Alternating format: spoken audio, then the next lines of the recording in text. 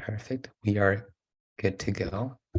Thank you everyone for joining and being here on time. Happy Wednesday. We have an early start today, but we're very excited. Today is March 15th. This is the 6th live session we've had about SIP 2023. Today we'll be having an application workshop. And this is everything about applying to SIP, going about paying for SIP. But let's just do some quick housekeeping before we get into that. So March 15th, not March 8th. Very good. Quick things, this call will be recorded. Please mute your microphone. Please feel free to unmute if you have a question. Please ask your questions in the chat. Ask it to everybody. It's easier that way. If someone in the chat has the answer, please feel free to participate in the answer. We've had great interns and returning interns in the past help us answer questions. And we have great team members here as well that will do their best to answer your questions.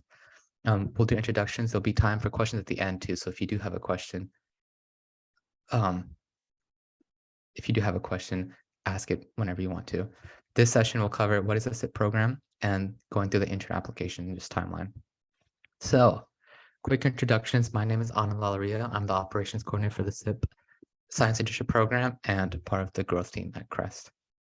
We are joined by... I am Raja Guha-Thakurta. I'm a professor of astronomy at University of California, Santa Cruz.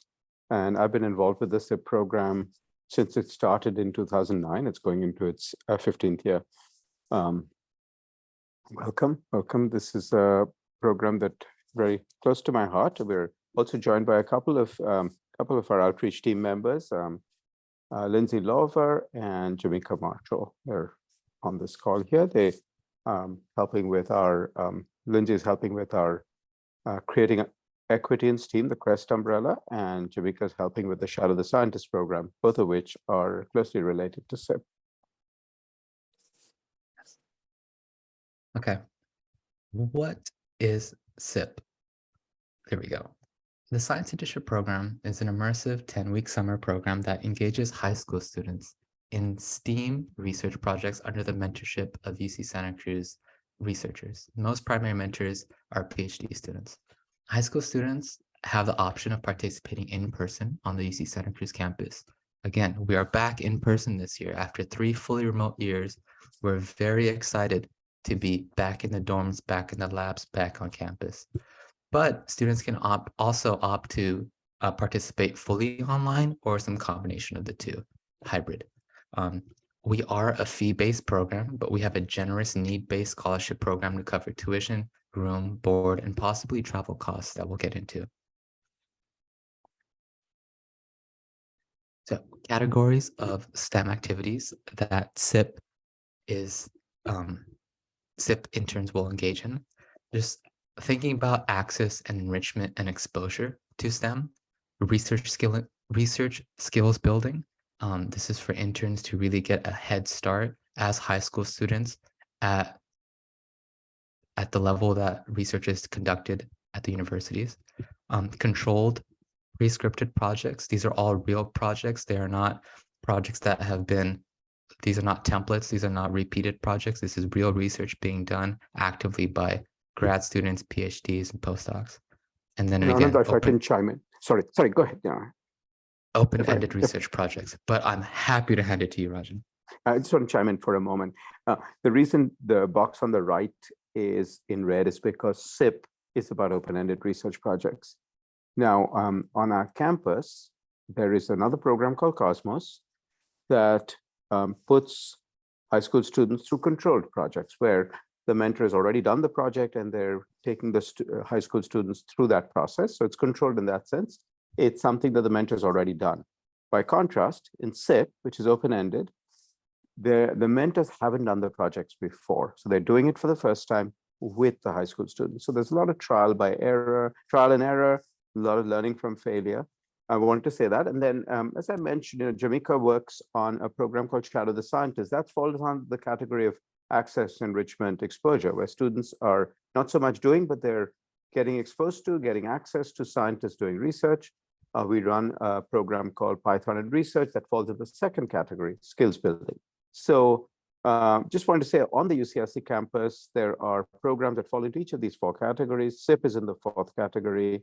What you see on the Zoom call today is categories 1, 2, and 4 are represented. I just wanted to say that there is sort of an on-ramp that we and, along with other programs on campus have built to sort of ensure a smooth transition of a student who's never done research before into open-ended research. I'll give it back to you, Anand. Absolutely. Truly a trial by fire and learning. That's a great way to learn. That's all what SIP is about. And continuing on this, the essence of SIP, critical thinking, really diving deep and thinking in the context of closely mentored, open-ended research, real-world research projects, but really opening up the mind, taking in data, making hypotheses, testing things out, learning, making mistakes, but all in the process of learning and doing research. Okay, so that was a quick intro of what is SIP. Let's dive straight in and check out the website, how to actually apply. So I will pull that up. And if anybody has any questions, please feel free to ask it in the chat.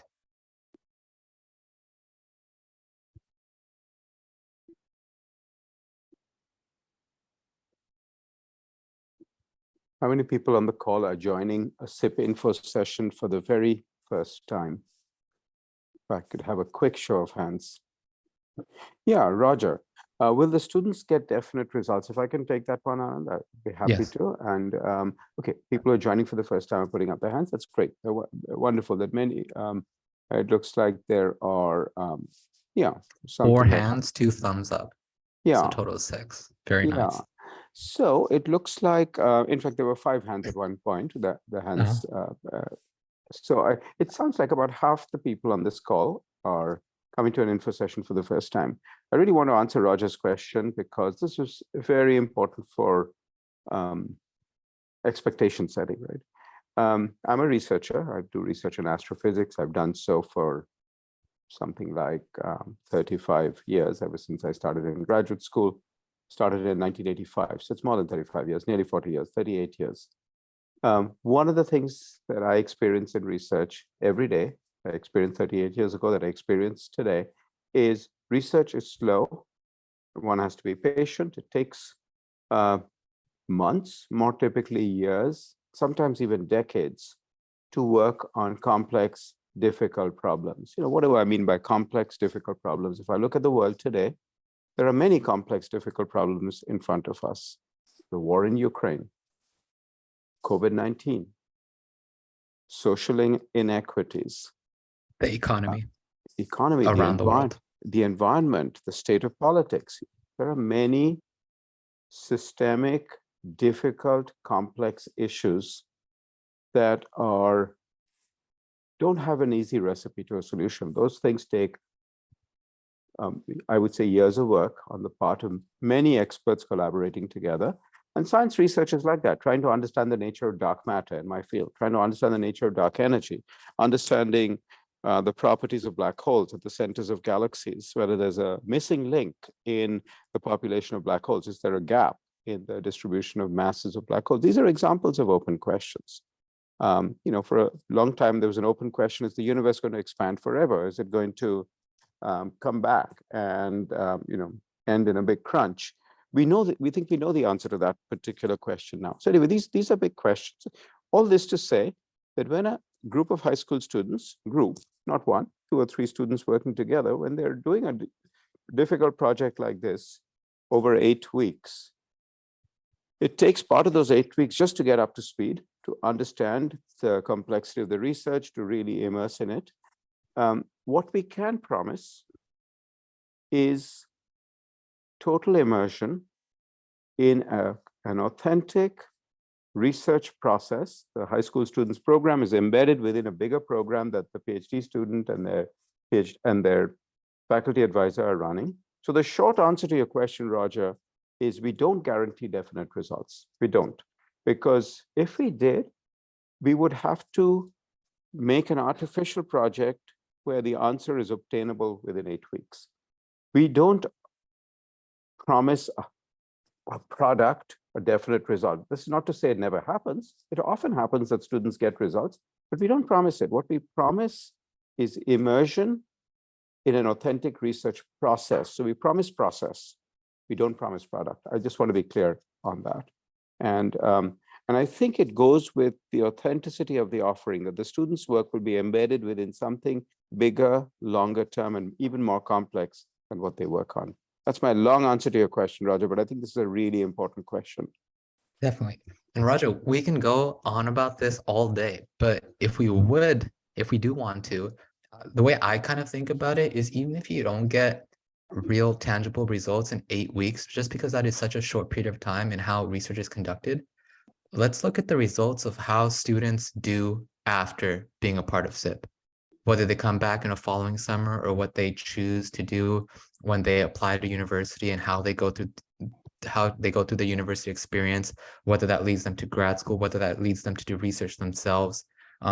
Just outcomes have been very successful. Raji, you made the joke in the past where SIP was at one point thought of an automatic admission into Stanford. Yeah. But that is not the case at all. There was a law of small numbers, but the law of large numbers definitely has proven that wrong. But just looking at results and how this frames the way interns will think post-SIP, that's a result that we usually can't guarantee anything as well, but has proven over and over and over again. You can confirm that, Raja. No, that's exactly right. I mean, our students get into excellent colleges. Yeah. They get in on their own merit. They get in on their own merit. We help the process by giving them an authentic experience that they write about in their college essay, that their mentors write letters of recommendation. We help them along that way. We don't, we enhance the chances, certainly. The list of colleges that SIP alumni have attended or currently attend is a who's who of the best universities and colleges around the world. Stanford, Berkeley, Harvard, MIT, Princeton, UC Santa Cruz, UCLA, Chicago, best colleges around the world. Okay, good. Thank you. Thank you. Thank you, Roger. Awesome. All right. I did add the link to the SIP website on the chat. Please click. If you'd like to follow along and fill out the application, if you're a student on this call, please feel free to fill out the application as we go through it. But what you see here is this is the home screen for the SIP website.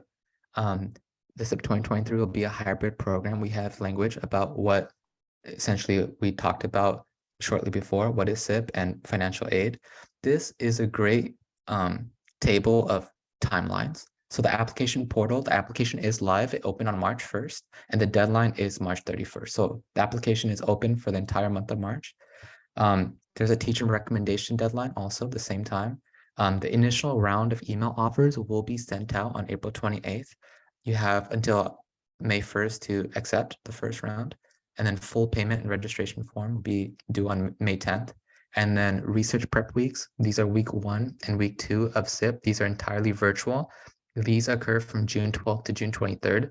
The program officially kicks off, whether you're in person or participating online, on June 25th. This is a Sunday, and research is underway the following Monday from June 26th for 8 weeks. And this will run till August 18th. That is a Friday, and final presentation day is on Saturday, August 19th. Okay, so to learn more about SIP, if you go under the About button, you can see About, Mission, Core Values, History, what is CREST, Creating Equity in STEAM, learn more about the staff, see testimonials from students in years past. Program details, this is everything you need to know about SIP 2023. Application process, FAQs, there are FAQs for interns, FAQs for parents, FAQs for financial aid, COVID policies, stuff that was been done in years past, and also mentor FAQs if you're a mentor on this call. Campus housing, transportation, events calendar. This is being updated in real time, and anytime you need to see what is going on with SIP, what week are we in, what events are happening on the day, this is a resource to use to see what we are doing. Past research projects, this will list all research projects by year, and then presentation day videos. These are all under a password protected wall. So if you would like to see videos from the presentation day videos from years past, please email us and we'll work with you to give you access just so you can see what SIP is like and what the final outcome is. Gallery, kind of see some images. News, this is for alumni if you're returning SIP. Intern, please check out the alumni page, contact, donate. Recent research project, you can see 2022, 2021, 2020. Let's get into 2023 research projects. So we do have 45 projects posted as of right now. We have 11 or 12 more on the docket that should be posted by the end of today. But if not, will be posted by Friday. So please feel free to check out what we have so far in our current 2023 offering. You'll see title, mentor, faculty contact, where it's going to be, number of interns, description, tasks, great resources to learn more about the mentor. But just, it's coming together. We're halfway through March and we're getting projects on the page. Okay, so applying to SIP. Right here, SIP 2023 intern applications are open. Please apply here. You click that button. Okay, great question. When I was filling out the online application, Yeah, there's a section I'm about just answering that question on the chat. No worries. Perfect. Applying to SIP. So the 2023 application portal, you can now apply for admission to SIP 2023. But make sure to submit your application by 5 p.m. PST on March 31st, 2023. And then application decisions will be emailed to applicants on Friday, April 28th, 2023. There are two buttons. These are our favorite buttons. Apply here and then payment portal. But before you click, you do want to read the language of just the process, right? So the application steps, there are 3 steps. 1, complete the application for admission. This is just more language on how to go about that. Click the button. If you've applied in previous years and are using the same email address, the application system may recognize your email address. Therefore, if you do not recall your email address, please go through the forgot password process, and then you'll be able to use the same email that you've used in the past and just create a new password so you can log back into your account. Your information should not be the same. You shouldn't have your old essays there, but you are able to use the same email account so you don't have any redundancies. So that is the applying part. The application fee part is through a separate portal. Access the Iris payment portal by clicking the payment portal button above, and this is to pay the $60 application fee. We'll get more into this afterwards, and then following up with your teacher reference. Okay, so let's go through the application process. We're going to fill out the application. This is a great way to see the ins and outs, right? So our application is built on top of RegPack. They are a great service. So this is the SIP 2023 intern application. We will create an account by completing the required fields. Red circles note mandatory fields. So I will do my information, and some of this is not real, just for testing purposes, but please use real names, dates, phone numbers, addresses, and emails when you are going about signing up for SIP 2023.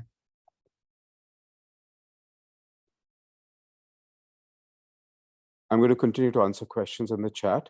Perfect. Yeah, if you put NA, Bauhi, put NA for your CAS ID if you're in an independent school, or if you don't have a CAS, if your school doesn't have a CAS ID, no problem. Wow. See, this is a great way to see what the application will look like when it's done, because I've used this email before in a prior test. So all 5 parts, there are 4 parts of the application, and I opted to fill out the financial aid application as well. So let's log out and let's try a new email.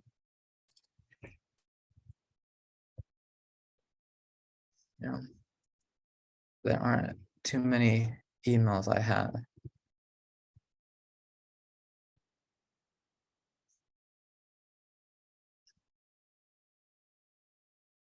Left. All right, this email was accepted.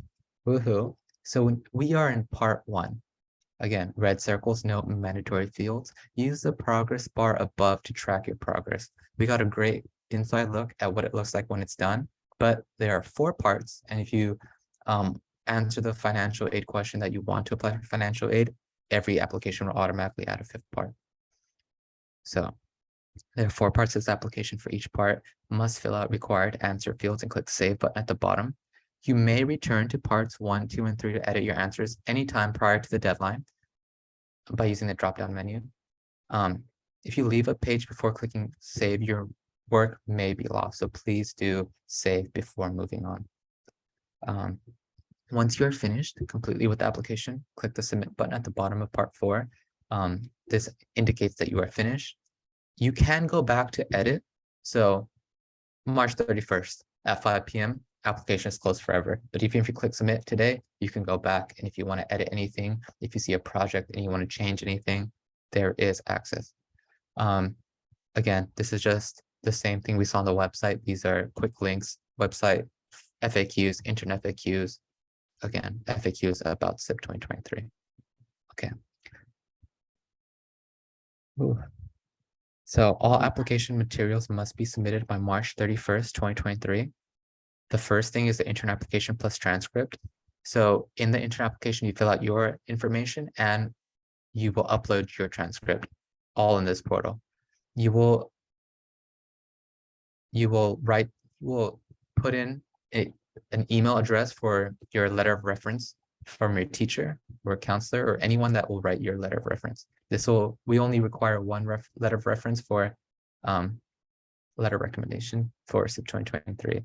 And then we will get into the non-refundable $60 application fee. So let's get into this. First name, last name. Are you located in the United States? Yes. I live on 123 Sesame Street, City, Mountain View, California. I see that there are great questions being asked. So thank you everyone on the chat who is really helping out. Okay. Your school information. Is your high school located in the United States? Yes, current high school. Atherton Street address. Please use the correct information, but for this example purposes, U.S. state, California, postal zip code. Your CAS ID. If you are a student in California, you will have a CAS ID. If you are not, just enter NA. So I am 10-digit number. Current high school level. Again, SIP 2023 is for rising freshmen, rising sophomores, rising juniors, rising seniors. If you are currently a senior and you are on your way out, congratulations. We hope that you get some good news soon on where you're going to be going at the fall of 2023. I am currently a freshman, so I will be a rising sophomore. Applicant age as of June 26, 2023. I am 15, very close to being 15 and a half. I can finally get my driver's license. I can finally get my learner's permit. Let's put 2006. Should be 2005. No, it's 2006. Okay. Parent guardian information. Does your parent, number one, live in the United States? Yes. I will put parent information. Parent saying 123 Sesame Street. View. One.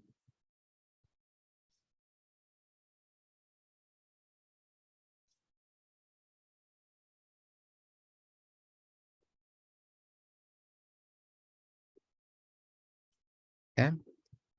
I'm not going to add another parent, but please do if you would like to. Demographic data, gender identity. I'm male, personal pronouns. I'm he, him, his, himself. Ethnicity. These are the options. Indian subcontinent.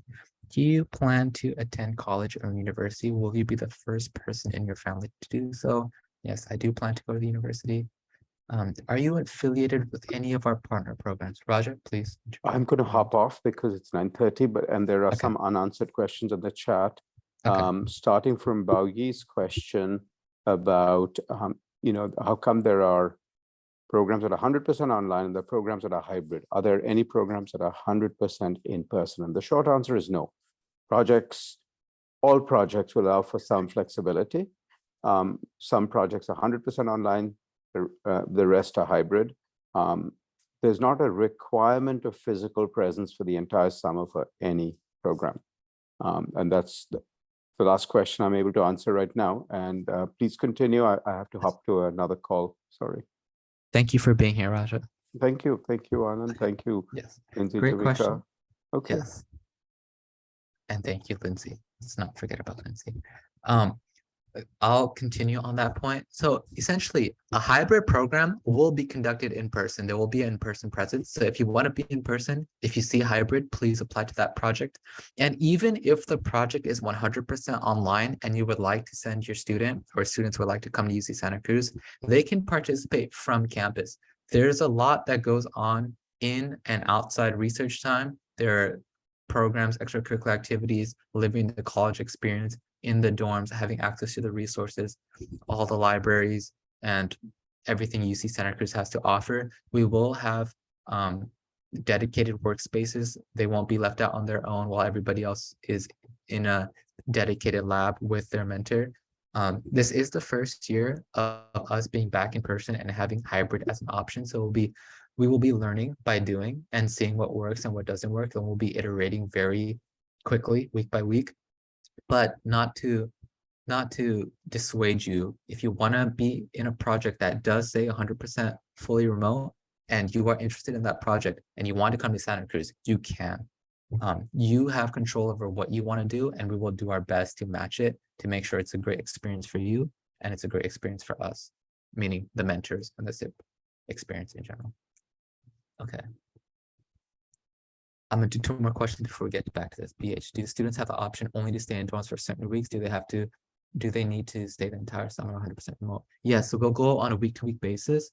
This is a primary step that we do in the application. This is March, so it can change. But yes, you would be able to select week by week. And right before, the week before, we would confirm that. So if things do change, we have a week notice before and we could set things up.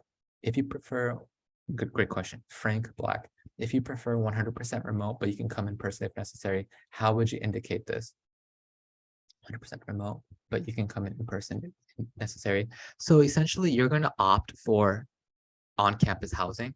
And there is a difference between the project you're placed in and how you will be attending the program. So if you opt for on-campus housing, we will know that you want to be there in person. And also, we'll confirm. Everyone applies to a subject area. We will get to this. You don't apply to the project. So we will do our best to match the project and make sure, let's say the mentor is going to be remote for the first 4 weeks and be there for the last 4 weeks, and you are going to be there for the first 4 weeks and remote for the last 4 weeks.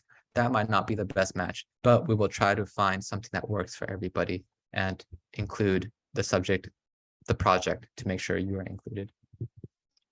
Gregory Deacon, what is the last possible day before the application deadline? Will new projects be added? I see new projects added every day. Thank you, Gregory. We try to add them on a weekly basis, but we try our best. Great question. So mentors have a different deadline than SIP interns. We will not have all the projects that will be a part of SIP 2023 up by March 31st. Mentors will continue to submit projects, and this will probably go all the way till May. I just started reading the question, but again, you apply to the subject area and we will find the best project that aligns with what you write about, what you're interested in, and what the mentor is offering. But just to say, projects are coming. It's more difficult for mentors because they are students, they are researchers, they're doing research in real time. Research evolves. What they're doing in March might not be the same thing that they're doing in May, and they might not have the capacity now. But if they do have capacity, and usually they do as they get closer to summer, because it's hard to think out. It's easier as a high school student, as a student in their shoes, but we will continue to add more projects. I would say we're about halfway. What you currently see is about half the projects we'll have. So just imagine double that. And then a great way to gauge this is looking at 2022 projects, looking at 2021 projects. If there were 10 CS and engineering projects last year and you only see 2, you can kind of expect the same ballpark of numbers. So just kind of gauge it through there. Okay, great. Can the student be away from week 2 for a week during the 2 prep weeks. So the great thing about research prep weeks, they're entirely virtual and they are asynchronous. So even if you can't attend live, just we'll have that conversation. And if you want to do the work at a time that works best for you, you can. For the entire program of SIP, during active research weeks, these are 8 weeks and require 6 out of 8 weeks. Okay, Eva Chen, there are 3 options: on, off, and remote for student availability. When I choose the on in the application, does it mean that we're available both online and remote? Yes. Audrey, great question. How selective is SIP? It depends on how many students apply, but let's say last year we got 2,000 applications and we sent out 400 offers and 325 students participated. So under 30%, high 25% range. Okay, let's get back to the application. So if you are affiliated with any of our partner programs, and we are very grateful to have great partners all over the world, let's say, and if you are not part of a partner program, that is okay. This is specifically for our partners. I am not part of any partner programs. I go to Menlo Atherton and they are not here. So I will select none. Are you a returning SIP student? I am not. Have any of your siblings participated in SIP? No. How did you hear about SIP? The SIP website. SIP strives to provide complete financial support for admitted interns so that no one is faced with opting out of the SIP opportunity due to financial constraints. Interns who qualify for financial aid will be granted a financial aid package covering 25, 50, 75, or 100% of their program fees and any transportation, room, and board expenses for attending the program.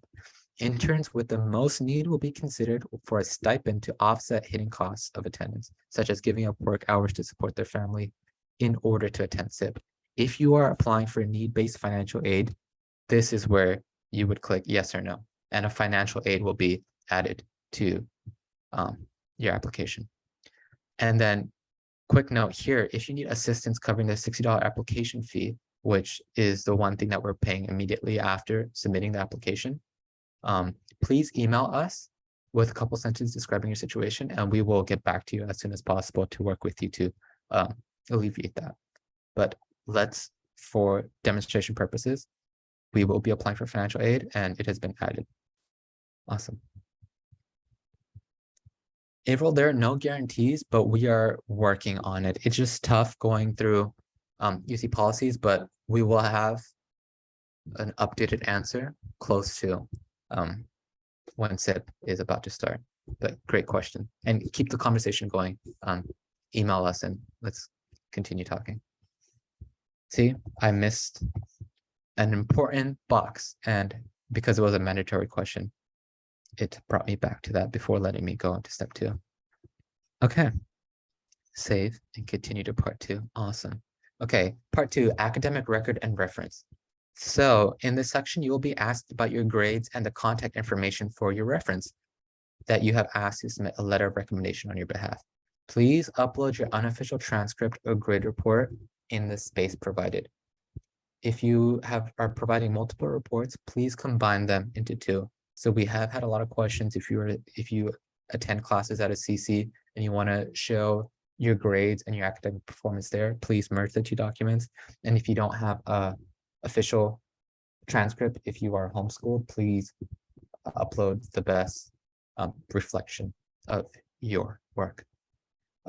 You must have 1 reference complete with a recommendation for your application to be considered complete. Your reference must be a STEM or social sciences, depending on subject area you're applying to, teacher or mentor who has taught you or has knowledge of your ability, enthusiasm, and aptitude. This, essentially, every school has different policies. Some schools don't write letter of recommendation. So if you are in that use case, then try to find the best adult that has been a coach or is a counselor or somebody that can write about your abilities and your academic performance and what you are aiming for and who will do the best job in that case. We take a holistic approach in reviewing the application. So the letter of recommendation is not make or break, but please do try to try to have the best. And even if you are torn between a teacher that knows you little less and is a STEAM or STEM professor or STEM teacher, as opposed to a teacher that knows you a little bit more and can write you a stronger letter of recommendation, but they might not be in that professional setting, or in STEM, they might be STEAM. Please choose the one that you feel that you are most confident in. Okay. Avril, I'm not 100% sure, Avril, but email us. We'll figure that out. BH, earlier comment. What is the selection criteria at least for specific criteria for freshmen? No, we are not. We don't have a select number of freshmen as opposed to sophomores, as opposed to juniors that we take. We really don't consider that at all. Just based on past history, we have maybe 30% sophomores, 30% juniors, just because they are in that phase of high school where they are actively looking out for opportunities. But we have had rising freshmen in the past. Rising, these are 8th graders that have graduated that are becoming freshmen. And if your students are freshmen right now and rising sophomore, it's never too early. We've had people start and do 3 years of SIP, 4 years of SIP. We've had people do it their last year. They're sophomore, they're juniors and rising seniors. But yeah, not really differentiating by age or grade level, but we will take that into account based on their ability. So we're just assuming, and we will learn by reading their applications and looking at their academic performance, and they will get to write about what they've done in the past and how interested they are, but gauging their level of capability. So if they are interested in a CS project, right, there are different levels of CS projects, maybe something more introductory. If they don't know how to code yet and they want to learn how to code, they will be in a more introductory project as opposed to something that's really diving in and you might need to know Java already. So hopefully that is a good answer, but please feel free to email us and let's continue the conversation. Okay, back to this. Please note that the deadline, March 31st, that's on every page. Please remind your reference of this deadline as it draws near. Also, please reach out to your letter of recommendation before you put their email down, just to make sure that it is okay, and also follow up with them to make sure that they are on it and they have submitted it. But they will receive an email with the same link to RegPack, and they will be able to sign up, put some information about you, and upload the letter of recommendation. Being an international student will not be against you. You can change your mode of participation after submitting the application. If it's before March 31st, feel free to do it in the application. If after, feel free to email us and we'll take that into consideration. Great questions. Back to the application part 2. So GPA and transcript. Enter your most recently available cumulative unweighted GPA out of 4.0. I'm a 4.0 student, so I'm a 4.0, but please, we will check this. But upload your unofficial transcript here. I do not have an unofficial transcript, so I'm just going to put a logo for demonstration. Selection criteria is high school GPA with prior program experience and advantage. Roger, that's a great to have. That's a good to have, but it's not the one thing. We have 20 different subject areas. So if you are interested in something else in that holistic approach, not judging, but looking at every student as an entire person, human being, looking at their background, looking at their past, looking at what they're interested in, what they've done, what they're aiming for, why they're interested in the subject area. A great way for us to gauge this is we don't have people apply to specific projects so we can match, okay, you have the information. We have you write about the subject area so we can match the best project to you. So there is no, I know 5 languages, thus I am the best candidate for this, right? That's how we try to avoid that bias. Audrey will get into that. The costs are different. If the school STEM teacher is not in the same fields, we apply. So should we look for the STEM teacher, English teachers? Okay. Again, whatever teacher you feel will write the best letter of recommendation, it really does not matter. If you have a CS professor, if you are applying to an art project and you have a CS teacher write your letter of recommendation, that is okay. And it's the same thing if you're applying for a CS project and you have an art teacher, write your letter of recommendation. Okay, academic reference. See, our favorite questions are right here. Please enter the contact information. So my reference first name is John, last name Smith, reference email John Smith test@gmail.com. I don't know if this is a real email. I'm assuming it is, but essentially you put your teacher's name, you put their correct address here, and they will get a link to directly submit their information for you. Reference phone. This is not a required field, so we won't do it. Send recommendation form to reference now. Yes, and they will get it immediately. Then please check up with them next time you see them. Okay. Part 3, schedule, skills, and essays. This section requires information about your availability this summer and personal statements about your interest in STEM, STEAM, or social sciences research. This is where we get to learn all about you. So this is where we, again, give you the opportunity to speak about your past, why you want to be a part of SIP, and what you want to do after SIP. It is best to draft a short essay. The short essay responses, essentially, you want to do it in Microsoft Word or Google Doc or any Word-based processor. Because if you start in RegPack and let's say you don't finish or you don't, it doesn't save, then that might just cause trouble. So once you're done, proofread it, have somebody else read it, make sure you're confident, and then please copy and paste it into here. So availability during the research prep weeks of June, the first 2 research prep weeks, these are from June 12th to June 23rd, all interns will be self-directed. So these are entirely virtual weeks, and everybody will have a different schedule because this is when you get to meet your mentor, you get to meet your groups, and you might have a group of 3, you might have a group of 6, you might have a group of 10, you might have a group of 4, right? So just, it's going to be a different experience for everybody, but it is virtual for everybody. And there are SIP sponsored activities. So 1 week we will be having a Python and research training workshop. There will be introduction to research talks. There will be best practices talks. There will be fun events and just getting people in tune to prep for what they will be doing when the research starts. So mentors will be giving out readings and maybe access to their prior research just so people can get accustomed to what they should expect. All interns, online, residential, and computer interns are encouraged to attend the hybrid program kickoff Sunday. This will happen on Sunday, June 25th. And the vitally important presentation day on Saturday, August 19, 2023. Interns will be off on Monday, June 19th in observance of Juneteenth holiday, and on Tuesday, July 4th in observance of Independence Day. So here we please indicate your plans below. As they are currently known for the 8-week active research segment of the program from Monday, June 26th to Friday, Friday, August 18th.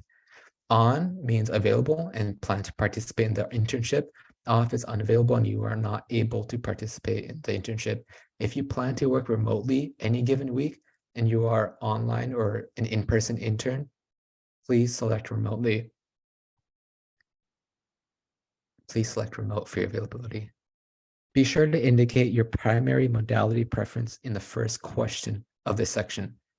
So please indicate your primary modality preference 100% online, in person, or hybrid. So essentially, this is if you want to be 100% online, that's it. This is if you want to participate in person, and this is if you want to participate hybrid. So a combination of in person and online. So let's do hybrid. Catherine, what if you're not available for 612 to 693? So that's the second week of research prep. So that's all going to be recorded. Just make sure you let your mentor know, you let the SIP staff know, and we'll work with you to make sure. It is a little confusing in the description. Essentially, remote means online.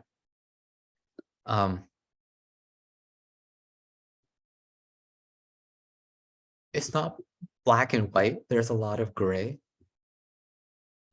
but it also says in person. In person on campus, and to participate hybrid on campus and online.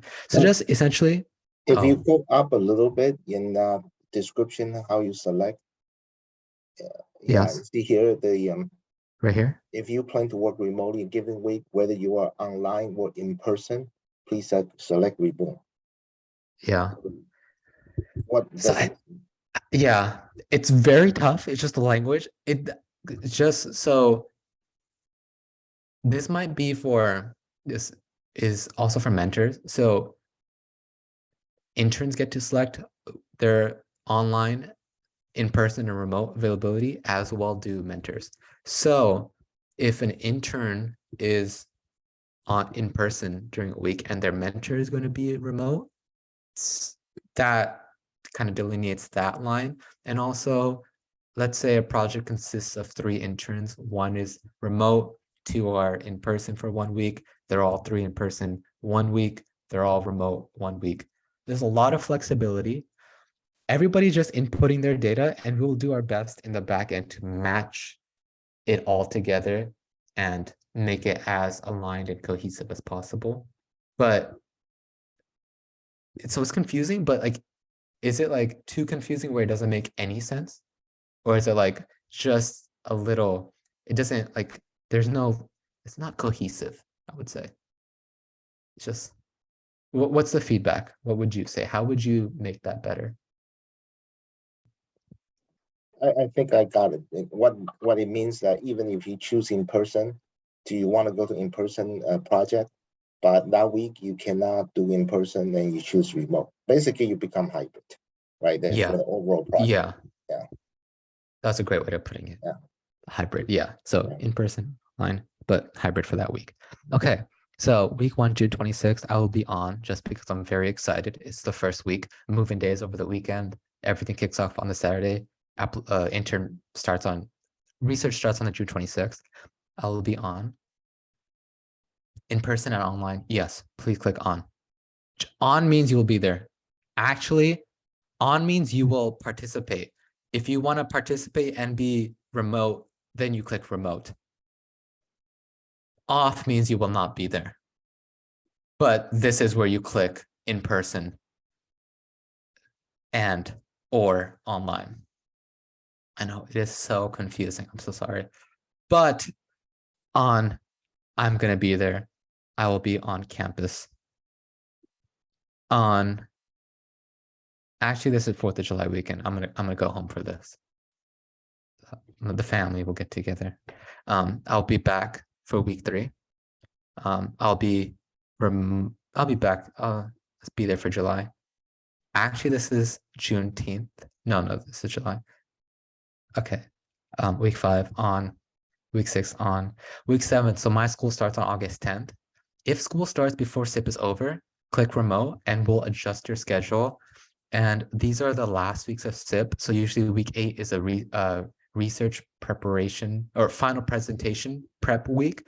So research usually tends to finish around week 7, and week 8 is spent to putting all your research into a presentation, something you can present, and practicing that in preparation for final presentation day, which is essentially the Super Bowl for SIP. All right. So I'll be remote here as well. Skills. Specify any skills and experience you already have. So these are high school students. We don't expect anything coming in. This is a learning. This is a program to learn, build skills. If you have skills, that's why there are not too many listed here. Please feel free to select something. I'm going to click lab work because I've done labs in high school. Please specify any skills that you like to acquire. I would like to learn how to program. I would like to work in more lab settings, statistical data analysis. Field work, I'm not really the biggest outside guy, so I'm not going to do that. Oh no. What extensive skills experience should we check the box? It's kind of like, not like if you've ever been in a lab, then you click lab. But if you feel comfortable in a lab, then maybe. If you feel comfortable computer programming, if you can do, what's the line that everybody learns how to code? I am, or my name is, what's the line? First code line, everyone. Hello world. If you can do hello world without instruction, you have computer programming experience. But essentially, but also based off, we'll look at your transcript. Taking any computer science classes, we can kind of get a gist of it, but also that's not a requirement, right? If there's additional information you'd like for us to have, about the skills you possess, this is where you would write about it. Hi, I've been in a couple of hackathons. I've done this in 6th grade. We won this competition. I know these languages. This is where you shine. And also, if you don't, talk about your interests. And this is where you talk about your subject area interest, right? You must select at least one subject area to apply to. You may apply up to 2 subject areas, and you will have the opportunity to indicate additional areas where you have interest. So, there are a total of 3 subject areas that you can apply to. 2 of them, your first choice and second choice, you will write a short essay, 200 words. So my first primary subject that I'm interested in is MCD biology, molecular cell and development biology. I'll write that essay here. My second area of research, well, if I don't get into my first choice, I would love to do something in physics, right? And then that is where you add that. And then if you have an additional subject or field of interest, then I'll do linguistics here. You do that. So looking at the research projects, that's a good way to gauge what 2023 will offer. The best way to go about that, look at the mentors, and most mentors are repeating mentors just because they have been a part of SIP and they love being a part of the SIP experience. So you can see how their research has evolved.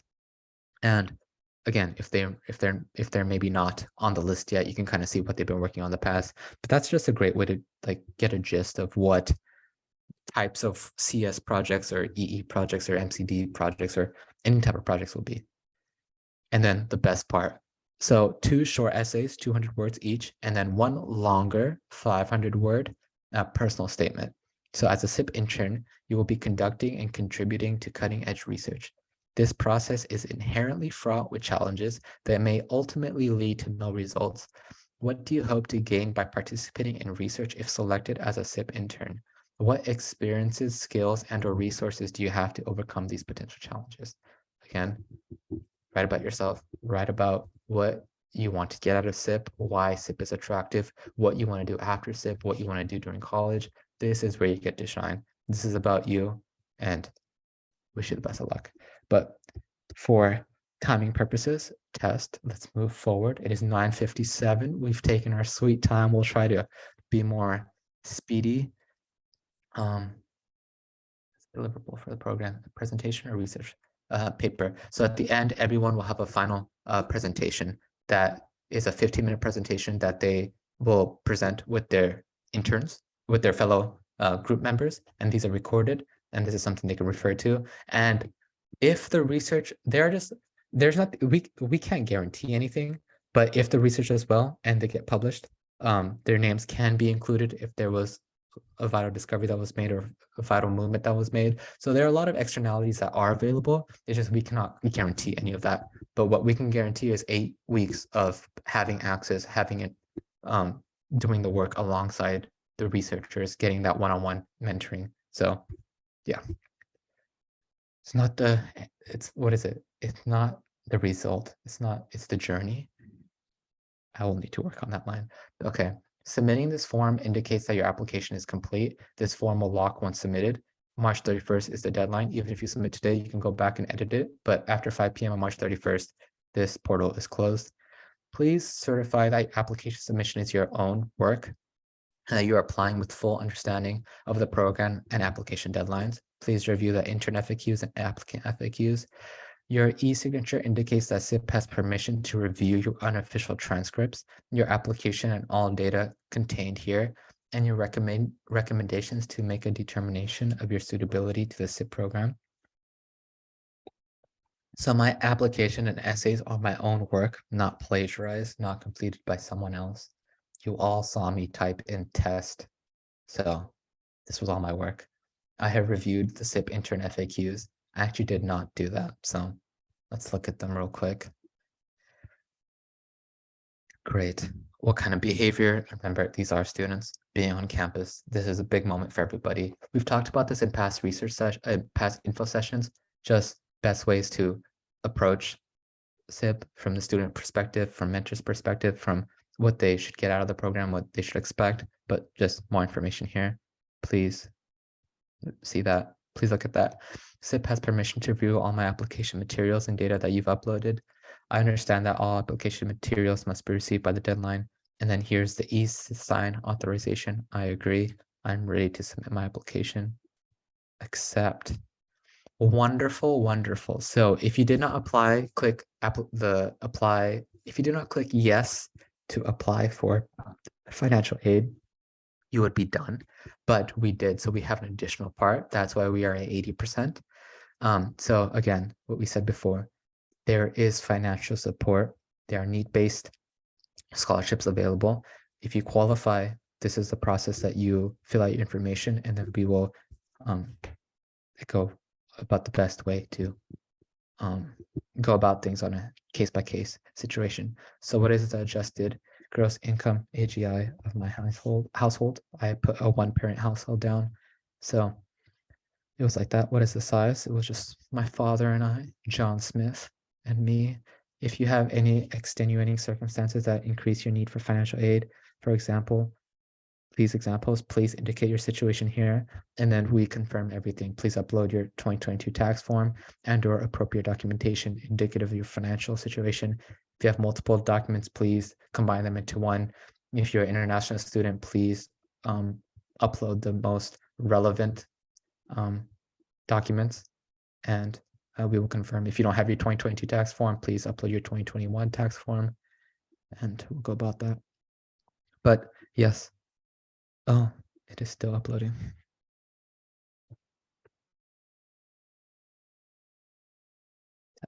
Okay. Well, it's pretty lengthy upload. Thanks. Thank you, Roger, for being here. Again, we are at 10 o'clock. Thank you, everyone, for being here. I'm going to continue. This application is done now. So this was the vital first step. And the second step is just the payment portal. That's a quick 3 minutes. But just to finish this off properly, this is the 2023 intern application. Again, the dashboard, this is your dashboard. It provides the overview. Use the progress bar. We are 100% done with everything. Green is good. But registration, we're at 100%. The status is complete. I've completed all the mandatory forms. Congratulations. And we can confirm here. Let's say you've done 3 parts and it's the end of the night and you want to come back to it. Make sure you save, and then you can always log back in, make sure you write down your information, then jump right into wherever you need to go. But again, it's intuitive. You can get in, you can get out, but I'm grateful to have applied for SIP. Second part, right? That was part 1, pay the application fee. So by doing that, to do that, we click on the payment portal. Important information. So access the Iris payment portal by clicking the payment portal button at the top of the page to set up an account and pay the $60 application fee. Please note that the payment portal is a separate system for the application portal. This is out of our control, so sorry about the duplicate accounts. But in order to use the payment portal, you will need to create a separate account, but you can still use the same email and password. So simply register again using the same credentials and using the same email address in both systems will just make it easier for us to match and confirm everything. If you have applied in previous years, the system may recognize your email address. Again, if so, please click forgot password and reset your password. And a non-refundable application of $60 is required for your application to be considered complete and reviewed for admission. So if you need financial support, please email us and let us know, and we'll work with you on best ways to go about that. But sign into your Iris account, email address, password. I don't have an account, so I'm going to sign up. Email.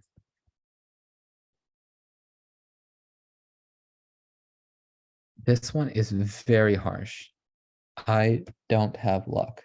So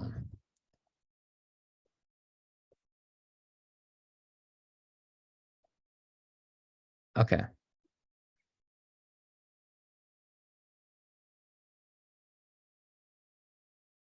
Okay.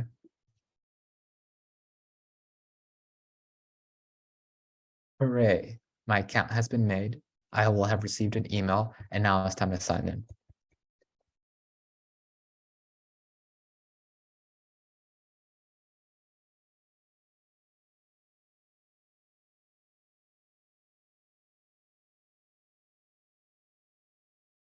Awesome. So we are in, this is the IRIS registration. This is in accordance with UC Santa Cruz payment portals. So please save the login credentials you have created because you will need to use them again at this portal if you are admitted. There are 3 separate payments. This is the $60 application fee. Then there is the $400 application deposit, and then the rest of the rest of the tuition fee is $3,600.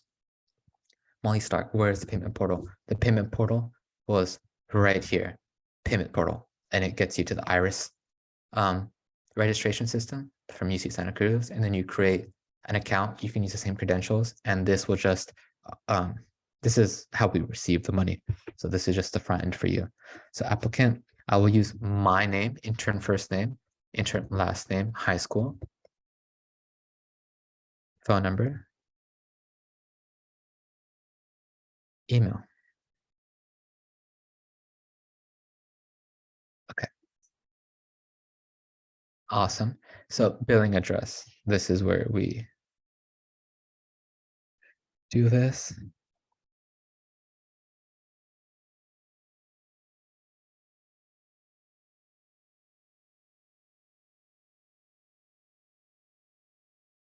Country, United States of America, email, again,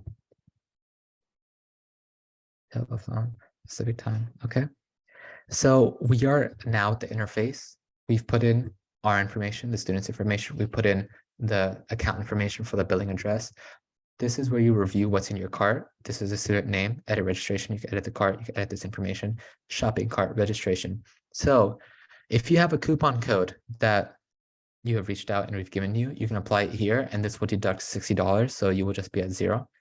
But for regular payment, this is where you see what is in your cart. You will continue to check out. Thank you for your order. And this is where you put in your credit card information to clear your balance. This is the extent of where we're going to go because I'm not going to put in a credit card here, but this is where you make it in your pay. This is where you make a payment, and then you'll see a confirmation, and you'll see the account balance accurately reflect that you have made the balance. So you will go back here. If you are accepted to SIP, the next step would be when you are ready to accept, there will be a grace period, but when you accept your offer, then you will make your application deposit, and then you have additional time, and then you will go in and pay the rest of the tuition. And there was a question about housing. So housing is paid on a week-by-week basis, and the charges would also be paid through there.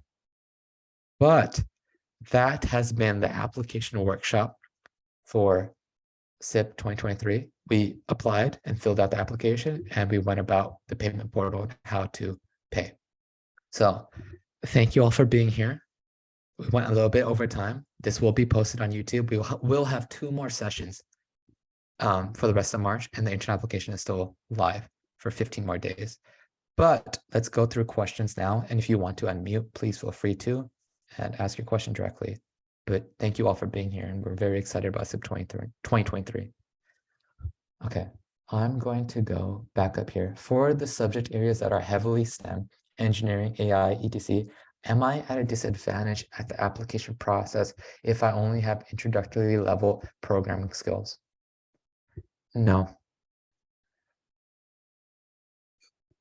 You should not be. It's again, the holistic approach, taking your entire application into account, not just your subject essay, what you want to do, and those essays, right? So really trying to make the best match. Brindley. If I have a legal first name and a preferred first name, which one should I use to register in the payment portal? So whatever first name you put in RegSpec, and you can decide, just use the same one across the board. And if there are any questions, if you want to clarify anything, just please email us. We'll make a special note and we'll follow the instructions. Eva Chen. So I want to confirm, when a project is remote, I should choose on because I'm available both in person and remotely. And on does not mean in person only. It does not mean in person only, but it does imply that you were on and in person, as opposed to the remote implies that you were on and remote. Honestly, I think we should put on in person, on remote, and then no. Do you think that would be more clear? Because we can make that change. Because it's, again, some people get it, some people don't. But okay, Eva Chen, yeah, I'll make that change. We'll make that change. We've had a lot of applicants so far that have thankfully gone through that screen. But again, they haven't fully completed their applications. But that's a great note to make. We should make that change. It's too confusing. Thank you for that feedback. And then no. Okay. Thank you. Thank you, Bowie, for being here. Catherine, what tips do you have to write strong essays? Okay, so subject area essays, they are 200 words. So you can't really go into depth, but just talk about what you've kind of done in the past, why you're interested in that subject area, and what you hope to get out of SIP. That's kind of been the common guidance.